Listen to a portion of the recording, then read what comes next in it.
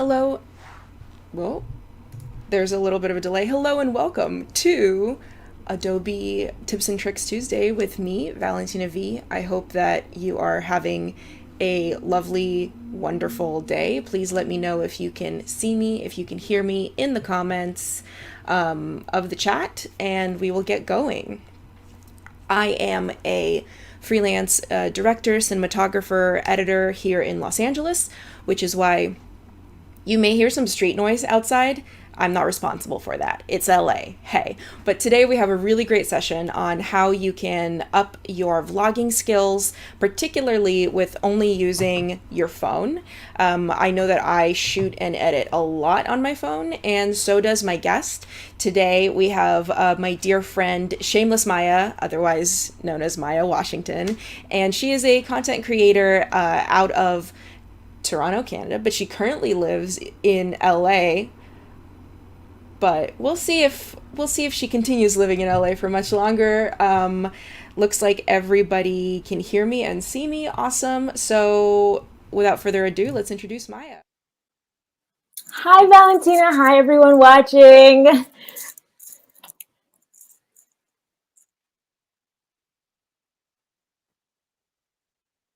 Girl, I'm here. I am studying and learning everything I can while this internet is up and running. I'm so grateful for opportunities like this to learn. So this is a special treat. Thank you.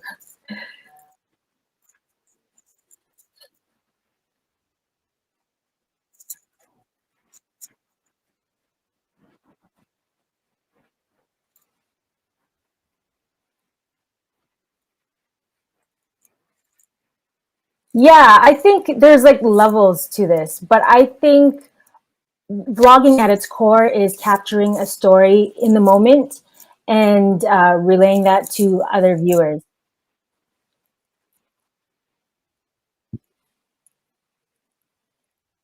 I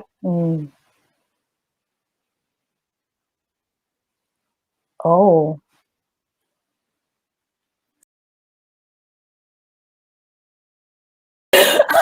I have not a whole lot. Oh, the other things.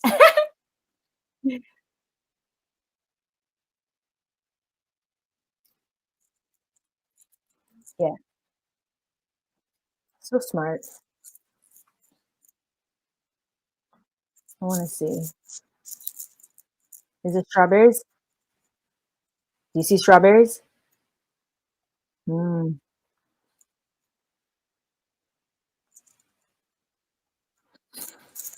Well, let's hope. Welcome to streaming. Welcome to the land of streaming. I wonder, can you guys hear? Still no sound. No Valentina sound. Okay. Well, I'm going to go on and talk about what I think vlogging is. So I feel that vlogging is a great opportunity to be present in the moment and capture what's going on in the moment. It's kind of hard when you're capturing because all of a sudden you are now an observer. But what I like to do is just try to be as present as possible. And sometimes with, you know, this, I can be bogged down by settings, buttons, lens, audio, and I'm just like, I just completely removed myself from what's happening right here and now. Something like, you guys know, being on your Yeah. phone is the easiest way to just be present and like literally be like, and it allows me to be like, for example, I was editing Rush with my phone at a wedding.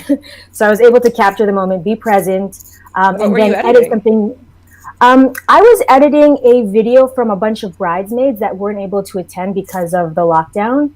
And I was able to capture moments, share them, edit them, send it back to them, and vice versa. What do you So think I like just the advantages of Rush are? like editing on your phone. For me, I want to be able to do it now, especially when I just want to get the story, the content out right now. Like, yes, I would love me some gels and some lights and the best audio, but I think right now what's really imperative is getting the message heard and getting it out sooner than later. Yeah, I feel like there's always something happening, and it's all about being in the moment, right? Hmm. At least for me, it's like I use Rush. I'll just screen record something and then immediately still have it on my phone, and then edit it in Rush and then upload it from my phone, not leaving it, not going to a different program. It's pretty cool. Right. Like especially for those people who use Premiere Pro to like do different sequence settings. Um, I love that I can do that. Like you're saying, do a screen capture, edit it in Rush, and then export it to IG Stories, IGTV, Twitter, Facebook, different ratios. Everything is able to be done on my phone without sitting at a computer and doing the work. Yeah, the other thing that I find is really, really useful is I have an iPhone, but I have a PC. So, in order to send the files that I recorded with my iPhone to my PC, I have to put them in Dropbox one by one, then download them from Dropbox, then put them in a folder, yada, yada, yada. If it's easy, I like to do it on my phone, just in Rush. Are there any other Rush features that you use a lot or that you find are super handy for you? I mean, for me, the joy about Rush is the aspect ratio, the sequence settings. It's quick and easy. Also, being able to edit videos in terms of color saturation, and like there's some filters there that are cute. But what I love is the saturation and even the black pinpointing, because I will film videos on my iPhone for like IGTV, and I just literally just want to film it on the go. But my phone's color space, the saturation isn't the way I like it. Like I like very bright, vibrant colors. So Rush just allows me to do quick color adjustments in the app that I'm like, oh, this speed, and you can't do that on camera roll. Yeah, well, so talking about vlogging, what are some things that you keep in mind when you're vlogging? Like, do you have a philosophy to vlogging, or do you have a philosophy to recording yourself and then watching yourself and editing yourself? Because I know for me, it's like when I edit myself, I'm like, oh, why did I do that? Why did I say that? That's super annoying. Like, do you have any tips for people recording themselves and then having to edit themselves? I like to just be as candid and as present as possible and keep it. I mean, yes, you can always cut pieces out, but instead of just calling cut on yourself, just keep it rolling. Just keep going. Don't like backtrack, and don't edit yourself in life. Edit yourself in the editing program. Just have the mistakes. Just keep going. Always test that out. You're being present, vlogging. Just be present. Make mistakes. Capture the moment. It doesn't have to be well like composed. Like just get the moment, and then the magic happens in the editing room. Then you can make things. You can burn, zoom in, zoom out, some fun, some transition in and out. Like all of that stuff, you could be present in post. But when you're vlogging, just vlog. Don't think about so much technical stuff. Just capture the moment. So you Content is queen.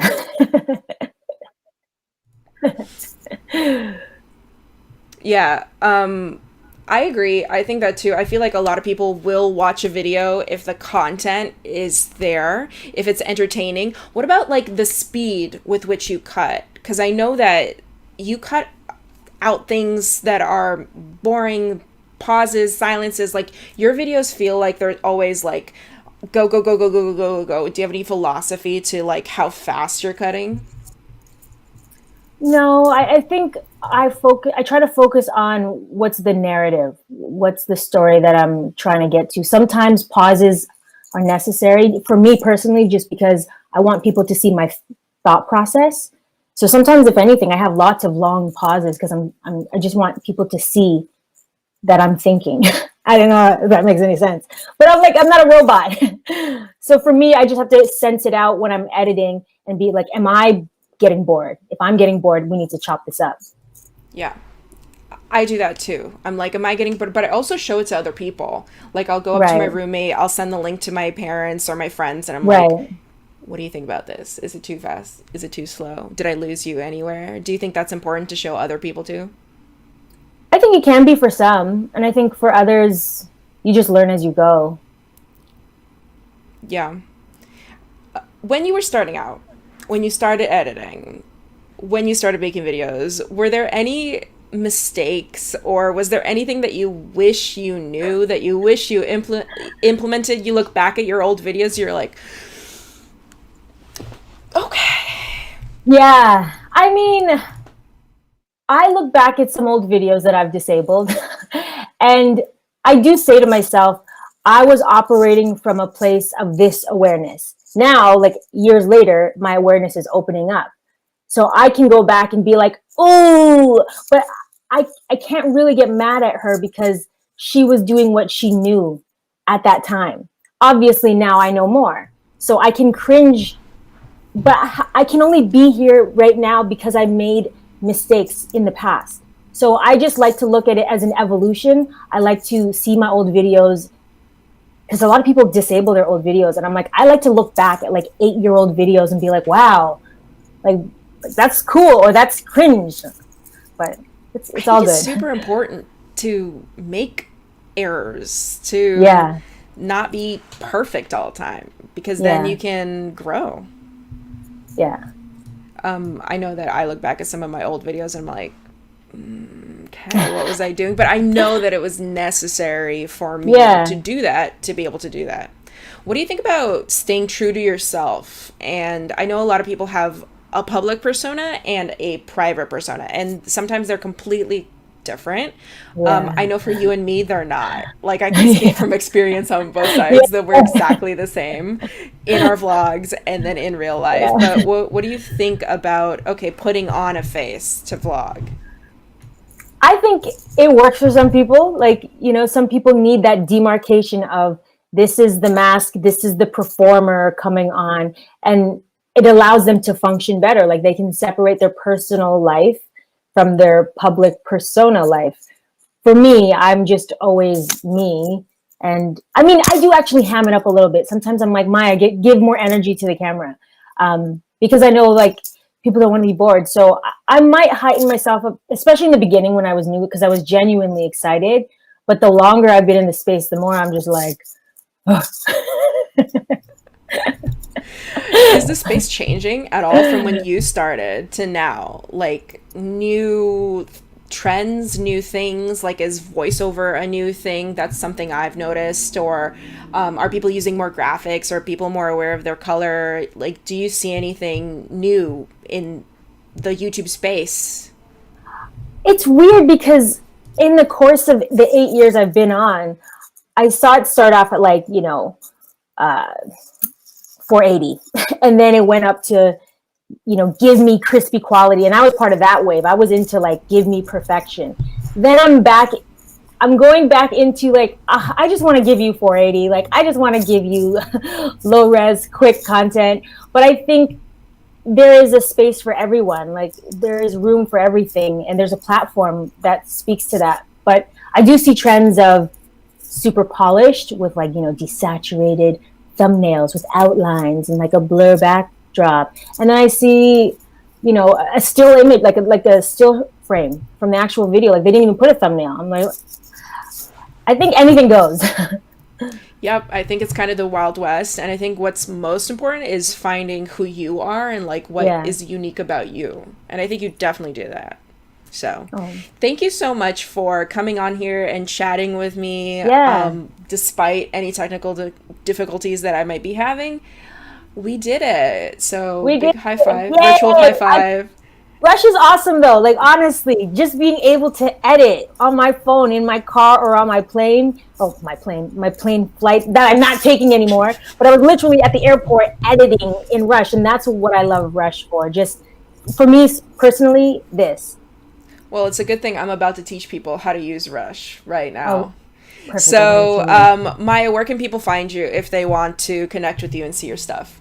You can find me on Instagram at Maya's World, Mayas World. Yeah, you can find me everywhere, but there. Perfect. Well, thank you so much for coming. I really Bye. Thank appreciate it. Bye. you.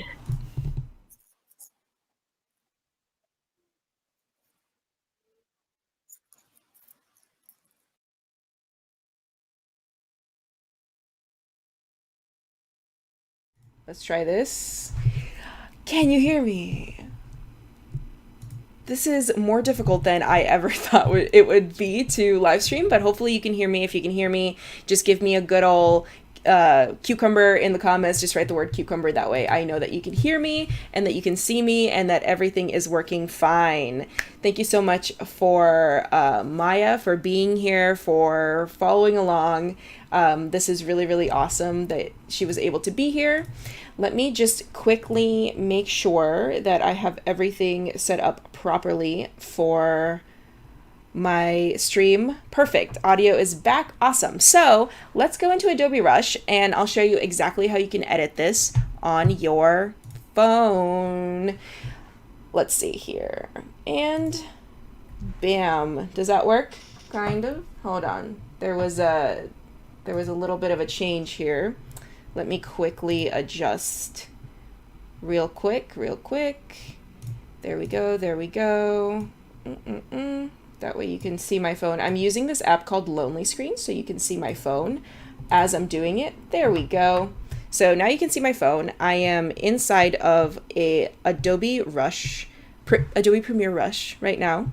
If I say Adobe Rush, don't judge me because I'm used to saying Adobe Rush, but it's Adobe Premiere Rush. Oh, cool. I'm getting some cucumbers in the chat. That means everybody can see me and everybody can hear me, and now everyone can see my screen. So if you can see my screen, let me know.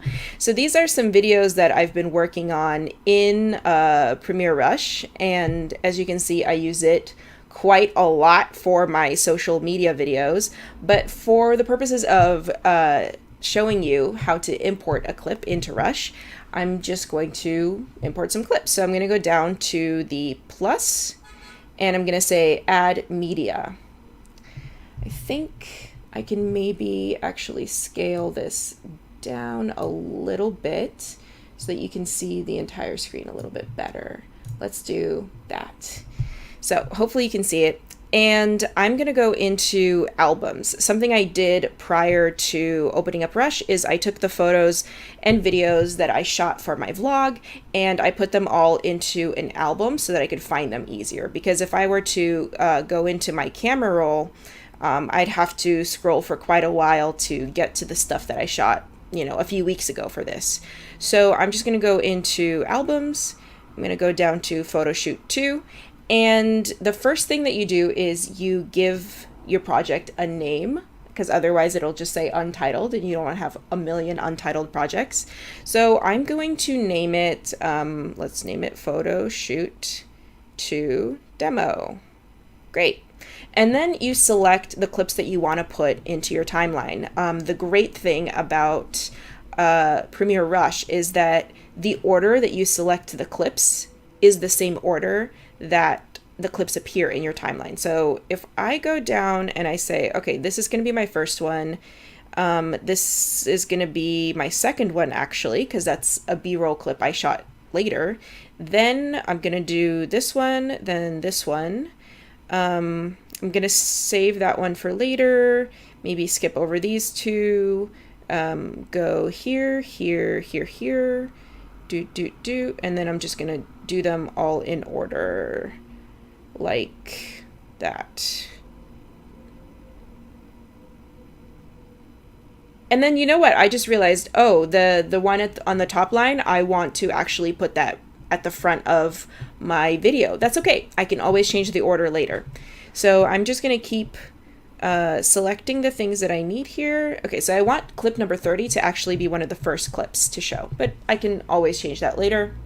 So now that I've selected all the clips that I want, there at the bottom right, you can see sync with CC, and that is going to allow you to sync your project across Creative Cloud. So you can open it on your iPad or you can open it on your computer later. It's going to upload those clips to the cloud so you could work across multiple devices. So I'm just going to click Create.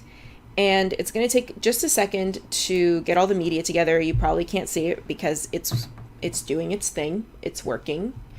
But actually, I already did this before. So let me just cancel because I already made this project and go back to my home screen. And I'll just go into Photoshoot 2, which I've already done. I'll go into my sequence and voila. Oh, that is my face. There we go. So this is what it looks like after all of those clips have been imported into the project.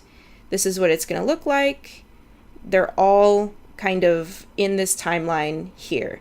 The one thing that you have to think about is, okay, where are the tracks? If you're used to Premiere, if you're used to video editors that show you track V1, track V2, track V3, you're probably wondering where the tracks are. So down here at the bottom, there is a little icon that kind of looks like an E, and that is the track selection tool. So you can just open that up and now you can see the tracks. So now you can, if you're used to that, you can move that around and you can see all the tracks. I like it sometimes I don't, because it does cover up part of the space that I can use to actually do this. So remember when I said that I actually didn't import that one. So if I want to import another clip, let's say I want to import that that last clip right here, this 24-second clip. I'm just going to click add. It's going to take a second. Okay, so say I imported a clip to the end, but I want to put it in the beginning instead. All you have to do is click on it until it bounces, and that means that it has been selected. So click on it till it bounces, and then hold it, and then just scooch it along to the front. This can take some time, so I can actually zoom out and maybe put it on the second row, and then just keep scooching it all the way to the front. And I'll actually put it over here. Great. Cool. Just like that. So also I want to have a little intro, and I don't have one here. It kind of just starts out like that, right? Let me actually put this there. It kind of just starts out like that. So I want to record a little intro for myself. So you can do this straight up in the program itself. You don't have to go to your camera roll and then import a photo again or a video. You can go and check it out yourself. By the way, before we go and do this, I forgot to mention, and I would like to mention it now.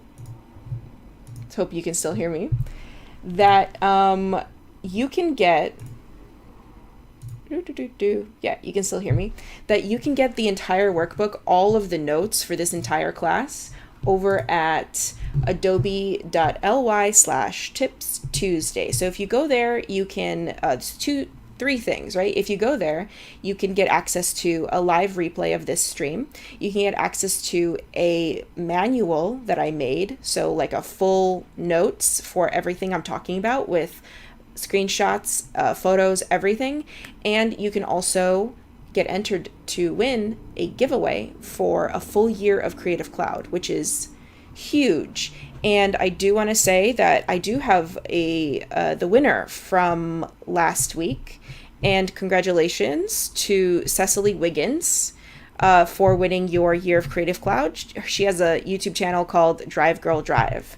So if you want this to be you next week, go to adobe.ly. All right, back to this. And let me take Tips Tuesday off the screen. There we go.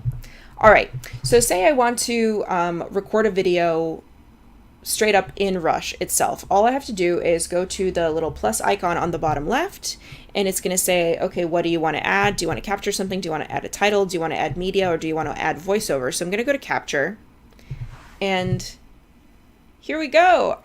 Can you see me? You can see me twice, and I am in the frame. Now what's cool about this is right now I have it on Pro, but it default is on auto. So auto is just going to be like what your camera normally sees, except slightly better. But then if you go to Pro, you have all sorts of options. For example, if I wanted to record this on my back camera for better quality, I can flip it around. Hello, there you are. And I can change it to 4K, right? And then I can change it to 24 frames per second, because that is the standard cinematic frame rate. Then I can go ahead and turn off auto exposure, I could change the shutter speed to the cinematic shutter speed of 1/50. 1/51, close enough. My finger doesn't quite reach with the screen sharing. It's kind of difficult. There, 1/50, perfect. And that ISO, so if I flip it over, I have a really high-res 4K image there. So let's just go and record an intro for this. This is going to be a little bit difficult for me. I'm just going to click record now, then flip it over, and I'm going to say, this is a special photo shoot that me and my roommate did in our living room to create a cinematograph that looks like this from a living room that looked like this. If you want to see how we did it, just keep watching. And then I'll press stop. So as you can see here in the bottom right corner, there is a little check mark and a 1. That means I have recorded a clip. So I'm just going to select that, and it's going to prepare the media, and then it's going to insert it into my timeline right there. So I'm just going to go to the beginning of where I started talking. And if I want to insert a cut or an edit, I can just take the orange trim handle from the beginning of the clip and just drag it to my playhead, which is that blue line. So I'll just drag it in, and then I'll go to the end, and then I'll just drag it in. And then in the actual clip itself, I recorded this vertically, so let me zoom in on this. So I'll go to transform, and I'll go to scale width, and I'll scale it up. And then I'll go to V position, and I'll move it down, so it fills the entire screen.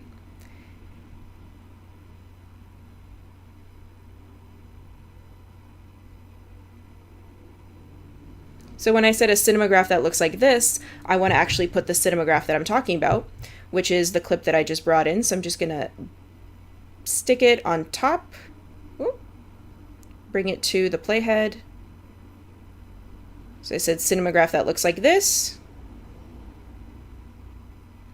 I'm going to cut it using the scissors tool. And then I'm going to make it fill the screen by going to transform. Actually, I'm not going to make it fill the screen because I have a version that I have another version that I can use to fill the screen. So I'm just going to go plus, I'm going to go to media, and it already pops up the same folder that I had before. And I'm going to go to put in the version that's more full screened. There it is. So let me pop it up to the third. Now you can, to the third track, now you can actually go to the you can snap your playhead to the edge of each track by clicking the button that's like the right arrow with the little pause line. It's the 5th button underneath your preview window. So you can go to the end and you can trim that. And then I can delete the end here. And then I'm just going to delete the second line so that only the third line shows through. So when I say we made a cinematograph that looks like this, here it is. And then I keep going, right? From our living room, which normally looks like this. So when I said normally looks like this, I know that I had recorded a clip of our living room upcoming event in 30 minutes. Guess I'm not making that event happen. So I recorded, oh my gosh, an event. I recorded what a living room looks like. So I'm just going to take it and I'm going to drag it over so that the two things that I'm illustrating, which is the after and before of what this photo shoot looks like, are right next to each other. Now, this living room clip, it has audio attached to it, right? So when I play both of them at the same time, not only is the clip of me talking going to play, but the clip of the whatever this living room looks like is going to play. So I'm going to need to mute that living room clip. So I'll just go over into the audio controls and I'll just click mute, and it has muted, and then I am going to cut that. So now that I've done that, all I have to do is I have to go through and trim and cut this entire sequence. See how I did it twice? Because sometimes I wanted to do it for vertical, sometimes I wanted to do it for horizontal. I'm going to delete that one for now. So I'm going to trim it here, I'm going to trim it there, delete that. I only need that portion.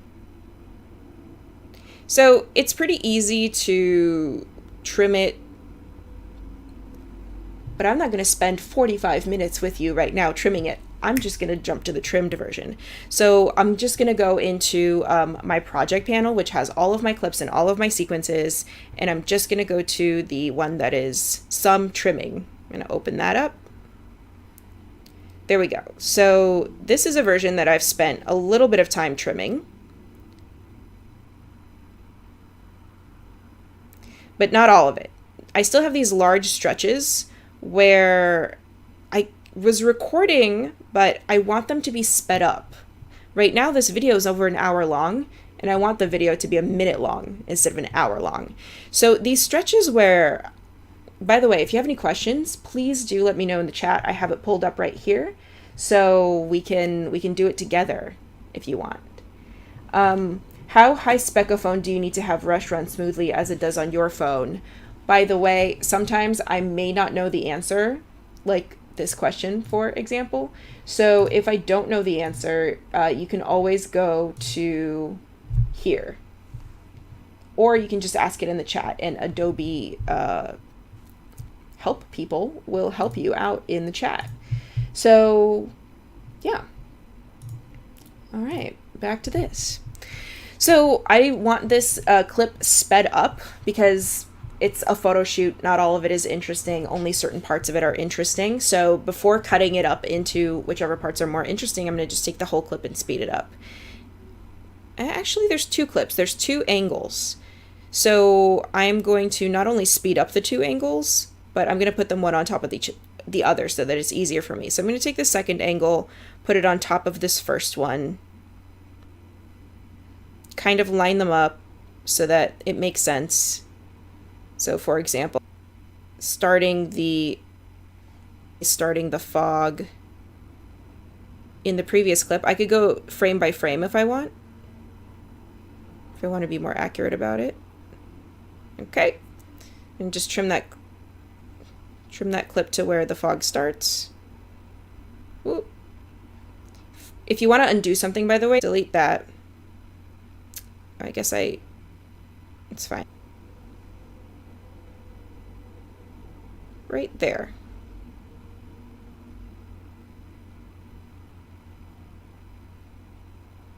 Okay, so I'm going to insert a trim there, move this here so that they're more or less lined up. They don't need to be perfectly lined up, but I like that they are now. So now I have the top clip, which is the right camera, the bottom clip, which is the left camera. I'm going to mute both clips because I don't need the audio. And if I want to see them lined up on tracks, I can just go to the track tool at the bottom left, and I can hide the top or bottom track so I can line it up even more specifically if I want to. But actually, it looks pretty good. So now I'm going to just hide those tracks. Now I want to speed it up. I want to speed both of them up. So I'm going to click on the bottom one. I'm going to go to speed controls. And now I have these little blue trim handles pop up. So I can use these trim handles to select an area or a region of the clip that I want to speed up. In this case, I want to speed up the entire clip. So I'm going to put those trim handles back to where they came from because I want the entire clip selected. I'm going to go to speed range, and I'm going to speed it up a lot. I'm going to speed it up 500 something percent. If I want it exact, I could just click on the number and write 500. So now I'm going to go to the top one. I'm going to go to range speed again. I'm going to type in 500. And voila. I have now sped both of them up. That's not fast enough, actually. So let me do it more. Let me do it 1000.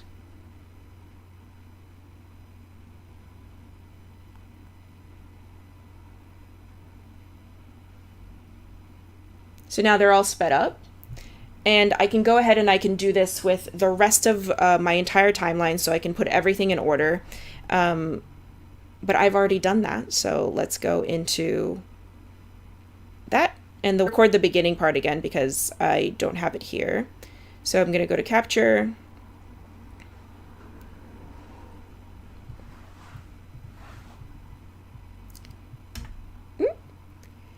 This is how my roommate and I turned our living room, which looks like this, into a cinematograph, which looks like this. Perfect. Great. Gonna take a second. And there we go. It's sideways, but I can... hold on. There we go. It's sideways, but I can always rotate it by going to transform, going to rotation, and then I can either manually rotate it or I can literally write 90 degrees and scale the width to the whole thing, right? So here I have my entire timeline, all trimmed, all worked out perfectly. Here is that double stack thing that I just did, where the actual photo shoot is double stacked. I kept the audio on the top one this time, just in case I wanted the audio. And then here's everything at the end. Cool. So now let's say that I want to do voiceover for this vlog, right? I don't only want, actually, let me cut this here so that it starts properly. There it is.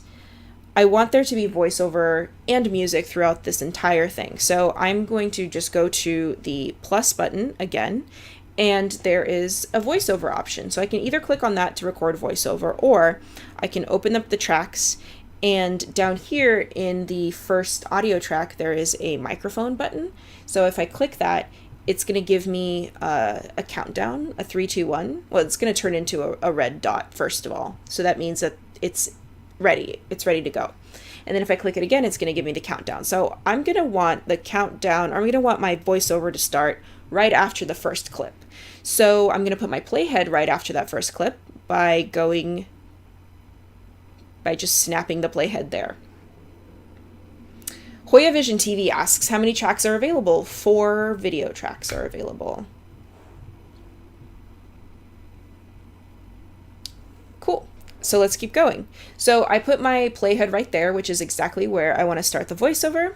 And let me actually pull up the voiceover.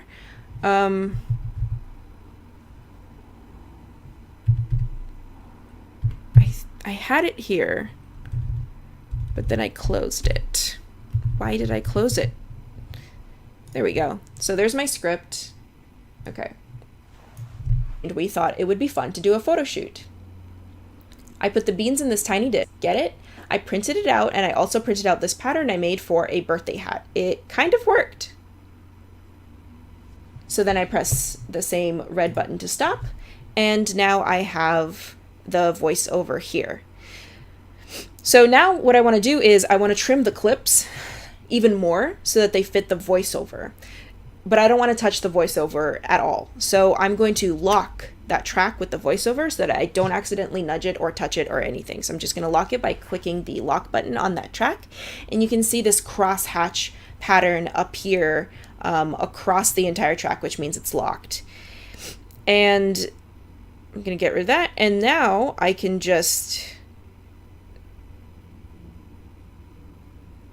Actually, I'm going to cut the voiceover because I want one instance of actual voice to bleed through, which is this next clip. So I'm going to move the voiceover over a little bit.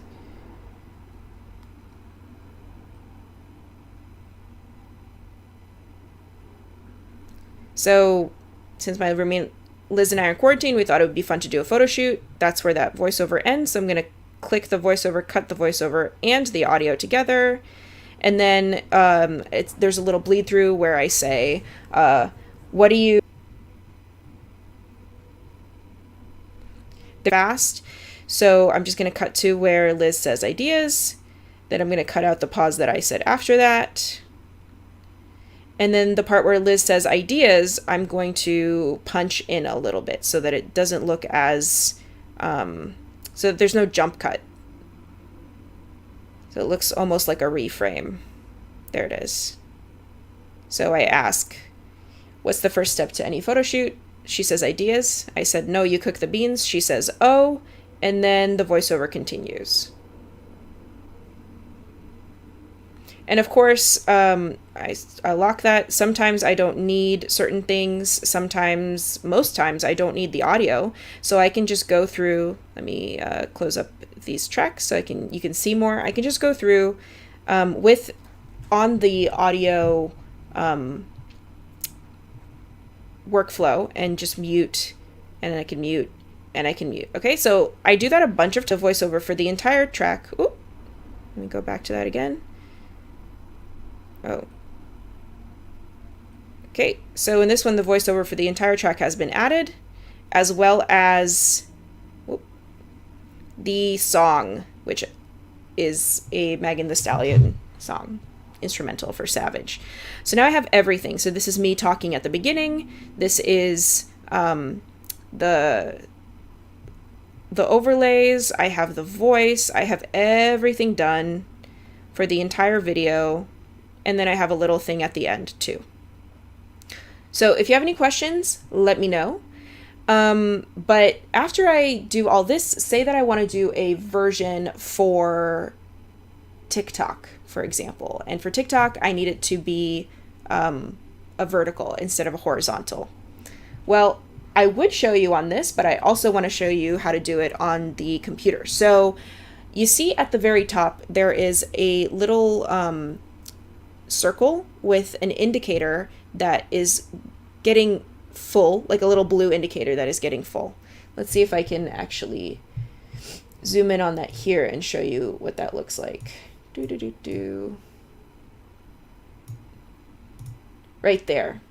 That means that those files are uploading to Creative Cloud and it's syncing with Creative Cloud. So because I already have it on my computer, let's go ahead and go to my computer and open this project up in my computer.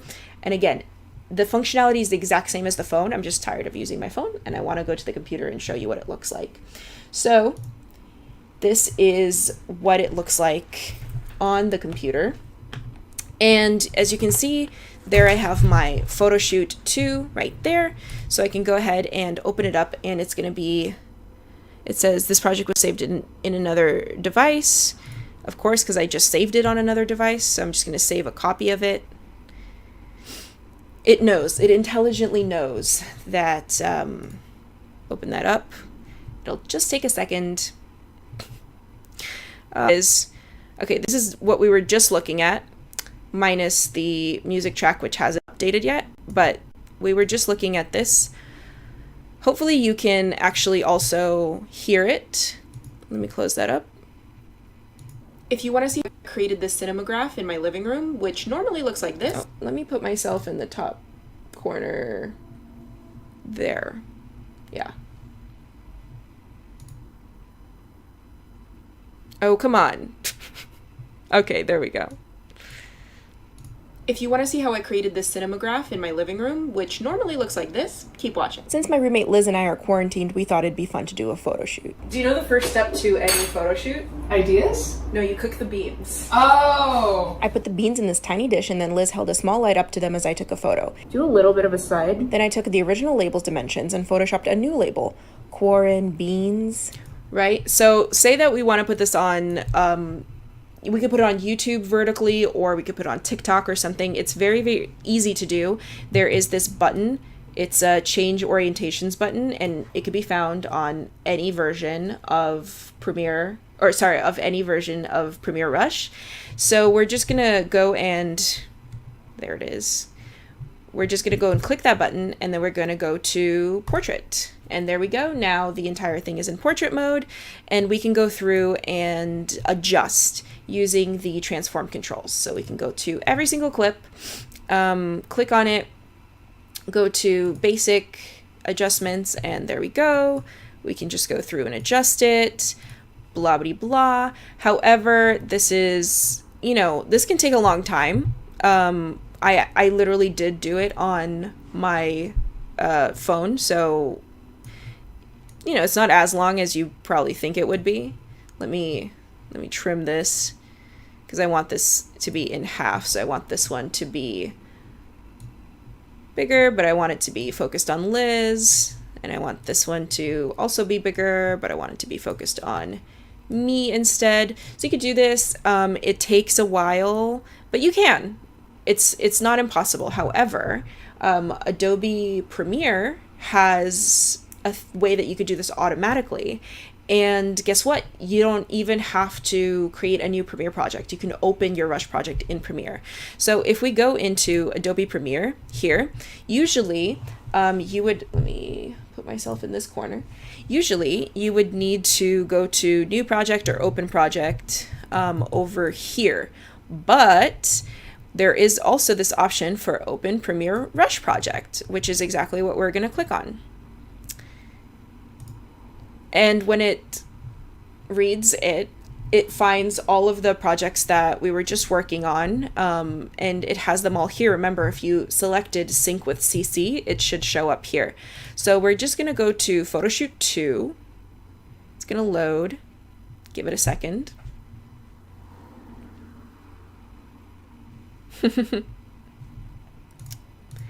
All right, so it's going to load here. It might be... There it is. It is just going to take a sec for it to get situated.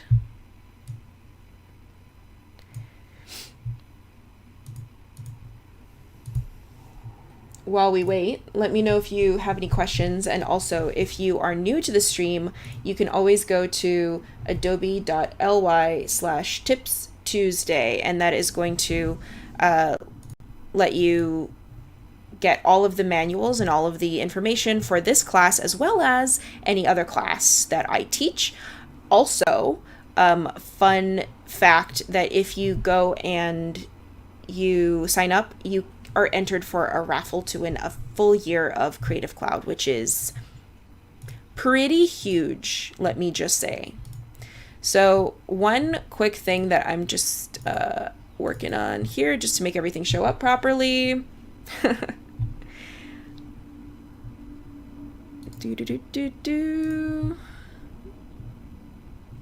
Okay. Just making sure that everything works. Cool. All right, here we go. Back to it.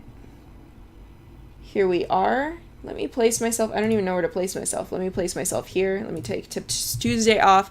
So this is what it should look like when you open it in Premiere. Remember, we want to make it a vertical composition. One way that we could do that is go to sequence settings. We can change this to 1080 by 1920. I don't recommend doing that because then you've completely deleted or completely overwritten your current sequence. What I recommend doing is going to the sequence, right clicking, going duplicate, and then the duplicated version, which when it pulls in from Rush, it's going to be like just all in one bucket here. Renaming the duplicated version, duplicated or something. Just rename it, change it, and then going to sequence settings, then going to 1080 by 1920, clicking OK. It's going to say, yeah, it's going to change it. And now it's a vertical sequence, right? But none of the clips are right. Then you still have to go into them and change all of them. So in order to not have to do that, instead of doing what I just did, which is creating a new sequence, then changing the sequence orientation, we're going to do something else. So we're going to go to that original horizontal sequence that we just brought in from Rush, and we are going to auto-reframe the entire thing. So first, let's find it in our project. I'm just going to right-click on the name of the sequence, and then go to Reveal Sequence in Project. Then I'm going to right-click on the sequence and go to Auto-reframe Sequence. Will it work if I zoom? No.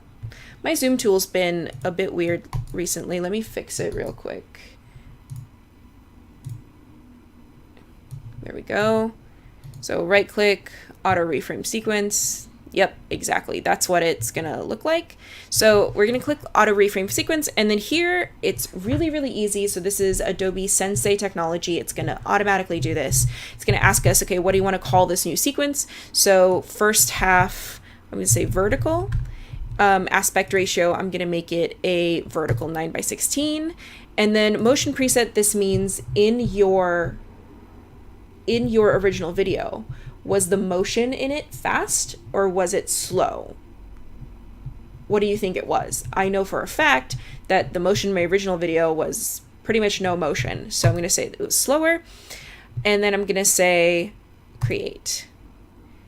And it'll take just a sec, but as you can see, it already automatically, intelligently went ahead and reframed every clip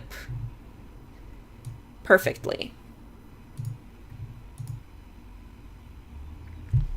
It's gonna take a sec. I have a lot of things going on this computer. But yeah, you can see that it reframed almost every clip perfectly, I should say. Some clips, not exactly. So some clips you do have to go back in and adjust. Like for example, this one, I'd have to just toggle off the position keyframes that it added. I can say okay, and instead move the position to where I want it to be. Where am I in this? Did I disappear from this? Okay, reposition. I swear I was in this shot right there. I don't know why I'm not in there anymore. But yeah, so you can always reposition things. I mean, it looks like it did actually a very stellar job. Here's one thing. Okay, so right now it doesn't show me actually grabbing the candles.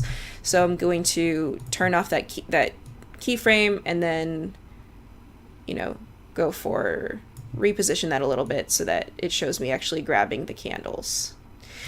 So once you've done that, maybe you would also like something in your frame to zoom or to move about. Maya mentioned, you know, fancy effects like Ken Burnsing. Ken Burns is a documentary filmmaker who is very well known for zooming in and out of his images, making his images have a little bit more motion rather than just being static images. And of course, there's a way that you can do this in Premiere. So for example, with our cinematograph here, you know, in a vertical composition, you can't really see the sides of it, right? You'd want to see the actual candles. So I'm going to turn off the current position keyframes that the program has made for me. And I'm going to go up to position and I'm going to enable keyframes. I'm going to toggle that animation by clicking on the stopwatch. Of course, I should definitely click on it while my playhead is in the right spot. So I'm going to bring my playhead to the beginning of the clip in V2. I'm going to relabel it a different color so you can actually tell what I'm doing. So I'm going to bring the playhead, which is the blue line, to the beginning of the clip.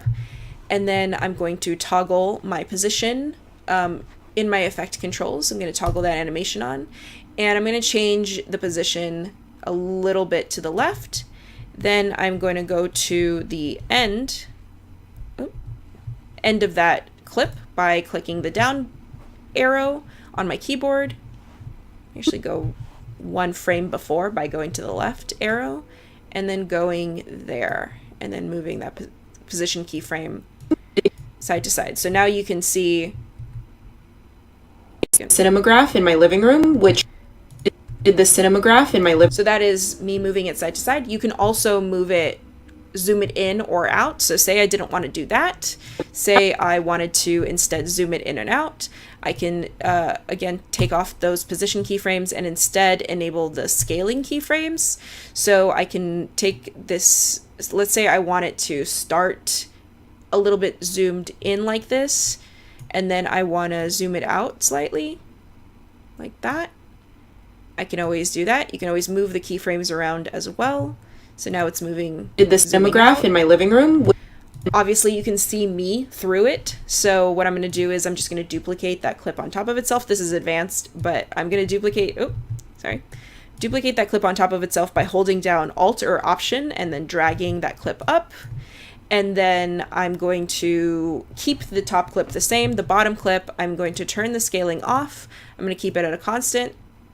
scale. Ooh, what's it doing? There we go. I'm going to add a little Gaussian blur. Go into effects, add a little Gaussian blur. And voila, now it looks like this. I did the cinematograph in my living room, which normally let me render it so that you can see it better. I'm gonna go I and O on my keyboard in order to select this region only to render, and then I'm going to go to sequence, render in and out, just so it plays smoothly for you. I did the cinematograph in my living room, which cool, right? The cinematograph in my living room. So please let me know if you have any questions. Again, if you would, I know that this is pretty quick. I went through a lot of things today, but I feel like you also probably learned a lot. So let me know in the comments in the chat room if you have any questions about Adobe Premiere Rush or Adobe Premiere. Also, let me know what else you would like me to cover in future live streams. If there's any specific questions, I know I went from very simple, this is how you import footage, to very complex, this is how you use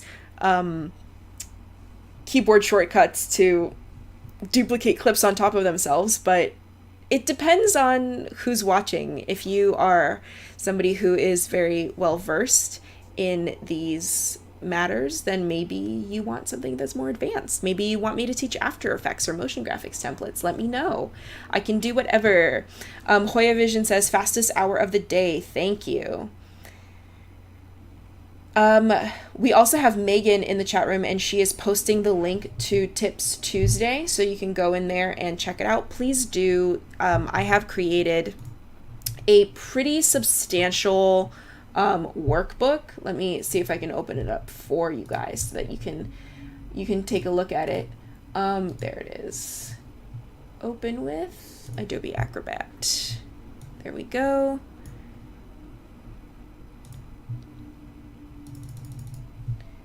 There we go. So this is what I've created for you, and it basically covers everything we just talked about: how to organize and import the footage, how to record in Rush, how to reorder clips, how to trim clips, lock tracks, how to view your audio, how to reposition, resize, crop, how to do speed and volume, how to create voiceovers, change your aspect ratio, zoom and pan in Premiere Pro, and auto-reframe your sequence, and bonus, how to auto-reframe your clip.